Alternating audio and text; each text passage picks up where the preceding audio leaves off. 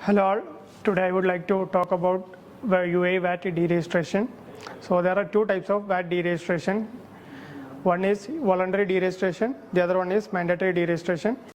In voluntary deregistration, if your taxable turnover is between 187,500 and 375,000 during the previous 12 months, you may apply for voluntary deregistration.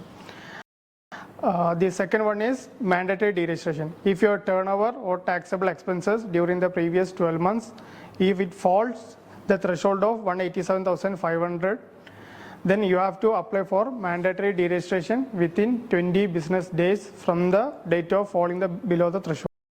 There are penalties associated with VAT deregistration. If you are applying for mandatory deregistration after 20 working days, then you may get a penalty of 1,000 per month up to a maximum of 10,000. Companies in UAE undertaking relevant activities which is listed under ESR regulations are expected to submit ESR notification within 6 months from the end of your financial year, and ESR report which should be submitted within 12 months from the end of the financial year.